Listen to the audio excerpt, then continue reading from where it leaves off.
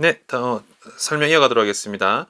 자, 그래서 방금까지 배운 것을 정리를 해본다면 우리가 문장 성분의 크기 세 가지에 대해서 배웠습니다. 첫 번째, 제일 작은 사이즈가 뭐였었냐면 단어 하나로 문장 성분이 이루어지는 경우. 자, 두 번째, 그 다음 사이즈는 단어가 두 개 이상 모여서 이제 하나의 문장 성분이 되는 경우인데, 이런 경우 우리가 이걸 구라고 부른다고 했습니다. 자, 그 다음에는 이제 단어가 두 개 이상이지만 그 안에 주어, 서술어가 포함이 되는 경우. 예를 들어서 뭐뭐는 뭐뭐가 또는 뭐뭐 한다, 뭐뭐이다 또는 뭐뭐 했다 등으로 해석이 되는 경우. 예를 들어서 when you called me, 네가 전화했다라고 하는 주어 서술을 포함을 하고 있죠. 자, 이렇게 주어 서술을 포함을 하고 있는 경우를 절이라고 부른다고 했습니다. 그래서 그 다음에 절이 문장 소문이 될 때는 자, 접속사가 필요하다라는 거. 이렇게 정리를 해볼 수 있겠습니다. 자, 근데 방금 우리가 본 것은 서술 보충어였잖아요. 그죠? 근데 서술 보충어만 꼭 그렇게 되는 것이 아니라 목적어도 이렇게 단어 구, 절로 사이즈가 달라질 수 있다는 거 예시를 한번 보도록 할게요. 자, 두 번째 예시 또 두 사람의 대화입니다. 자, 이번에는 상황이 주어져 있는데 어떤 상황이냐면 미술관에 두 사람이 이제 그림들을 보러 갔습니다. 그런데 거기에 여러분들이 알만한 그림 모나리자가 있는 거예요. 근데 여러분 알다시피 모나리자라는 그림의 여주인공은 이제 얼굴에 눈썹이 없죠. 그래서 이제 A가 이런 말을 합니다. 야, 이 그림 좀 봐. 여자 얼굴에 눈썹이 없어. 라고 얘기를 하고 B가 대답을 하는 거죠. 그래서 이제 한번 읽어볼게요. I know it. I know the painting. I know that the painting is Mona Lisa. 자, 이렇게 했을 때, 자, 요 it이라고 하는 것은 이제 그것. 나는 그것을 알아. I know the painting. 나는 그 그림을 알아. I know that the painting is Mona Lisa. 나는 그 그림이 모나리자라는 것을 알아. 라고 했을 때, 자, 이 문장을 우리가 나누어 본다면, 문장 성분을 나누어 본다면, 이렇게 I가 각각 뭐겠습니까? 주어가 되겠죠? 그 다음에 know가 서술어. 그 다음에 it과 the painting, that the painting is Mona Lisa 이 세 가지 전부 다가 하나의 목적어입니다. it이 하나의 목적어, the painting 하나의 목적어, 그 다음에 that the painting is Mona Lisa 이거 전체가 하나의 목적어. 자, 근데 이때 우리가 볼 때 여기 있는 목적어들도 보게 되면 첫 번째인 경우 it은 단어 하나죠. 그 다음에 the painting은 더란 단어와 painting이라는 단어 두 개가 하나 모였죠. 그래서 우리가 이런 걸 구라고 부른다 했습니다. 자, 근데 세 번째 목적어를 보게 되니까 그 그림이 모나리자라는 걸라고 해서 이 the painting이 이 안에서 주어가 되고 is 모나리자가 서술어입니다.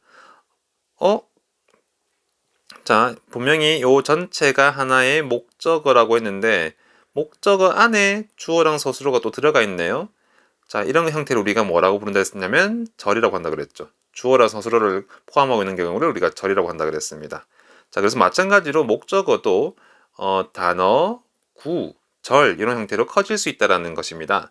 자, 같은 목적 예시를 하나 더 보도록 할게요. 이번은 어떤 상황이냐면 학교 급식소에 앉아 있는 어떤 남자를 바라보면서 학생들이 하는 얘기입니다. 자, 그래서 A가 이렇게 말합니다. 야, 저기 앉아 있는 사람 좀 봐봐. 잘생겼다. 새로운 쌤인가? 이렇게 이제 물어보는 거죠. 자, 그랬을 때 B가 이렇게 대답을 할 수 있겠습니다. 자, I know him. I know the man. I know that the man is our new English teacher. 자, 이랬을 경우에 마찬가지로 여기 밑줄 그어져 있는 부분들이 전부 다 목적어입니다. 나는 그를 알아. 나는 그 남자를 알아.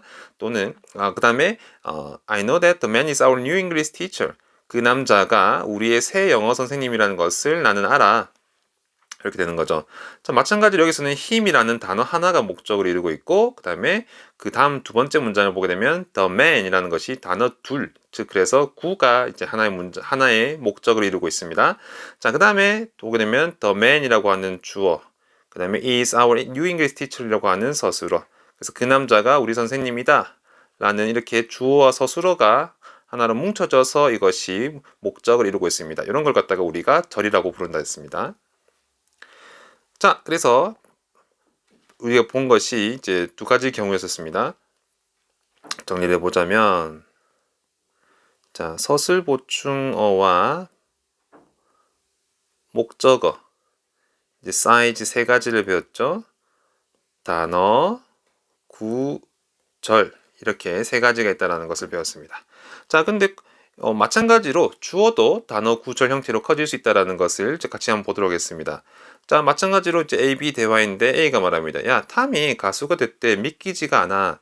그 탐이라고 하는 것은 A, B가 서로 알고 있는 친구 정도로 보면 되겠죠. 자, 그랬을 때 B가 이렇게 얘기합니다. You didn't know it. 무슨 뜻이냐? 너 그거 몰랐구나. 너 그거 몰랐구나. 이때 it이 가리키는 것은 탐이 가수가 됐대라는 이 사실을 얘기를 하는 거예요. 아, 그러면 너 탐이 가수가 됐다는 것을 몰랐구나 라고 하는 문장인 거죠. 자, 그 다음에 이어지는 문장으로 이렇게 세 가지를 선생님이 적어 놓았습니다. 자, 세 문장 각기 한번 읽어보도록 하겠습니다. But it is true. 하지만 그것은 사실이야. 다음, his singing is really great. 그가 노래 부르는 것은 정말로 대단해. 다음, that he became a singer is true. 그가 가수가 되었다는 것은 사실이야. 자, 여기서 각각 여기서는 it이 주어고 여기서는 his singing 이 이제 주어가 되고 그 다음에 여기서는 that he became a singer 이 전체가 이제 주어가 됩니다. 자, 그랬을 때 자, it is true 했을 때는 단어 하나가 지금 주어를 이루고 있죠.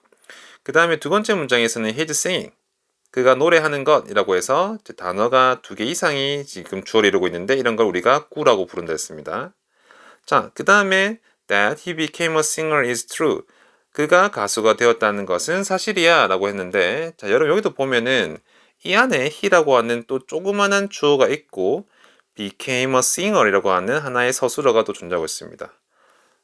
다시 말하자면 that he became a singer이라고 하는 하나의 주어 안에 이 he라고 하는 주어와 became a singer 이라고 하는 하나의 서술어가 또 들어가 있는 형태인 거예요. 그래서 우리가 이런 걸 갖다가 뭐라고 부른다고 했죠? 이런 걸 갖다가 우리가 절이라고 부른다 했습니다. 그래서 하나의 절이 하나의 주어를 이루고 있는 형태인 겁니다. 그래서 마찬가지로 주어도 단어 하나가 주어가 될 수도 있고 단어가 두 개 이상이 주어가 될 수도 있고 아니면 주어 서술어가 하나의 주어가 될 수도 있습니다. 자, 그다음 이제 한 가지 이제 선생님이 이제 서술어가 크기가 커지는 거에 대해서는 지금 설명을 하지 않았는데 이 서술어가 이제 크기가 커지는 경우는 조금 비슷한 점도 있지만 조금 다른 점도 있어서 이거를 이제 좀 따로 설명을 해야 된다고 선생님이 판단을 했어요. 그래서 이거는 나중에 별도로 설명을 하도록 하겠습니다. 자, 그래서 오늘 일단 설명한 내용을 정리를 먼저 해보도록 할게요. 자, 문장 성분이 네 가지가 있다는 것을 갖다가 우리가 간단하게 복습해 보았습니다. 주어, 서술어, 목적어, 서술보충어 이렇게 네 가지가 있었고요. 이제 오늘 새롭게 배우게 된 내용은 각 문장 성분의 크기는 다양하다라고 했었던 거죠. 첫 번째는 단어 하나가 문장 성분이 될 수도 있고 단어 두 개가 다시 단어 둘 이상이 모인 것, 즉 구가 하나의 문장 성분이 될 수도 있고 그 다음에 단어가 두 개 이상이 모였는데 그 안에 또 주어와 서술어를 포함하고 있는 즉 하나의 절의 형태가 하나의 문장 성분이 될 수도 있다는 것을 배웠습니다.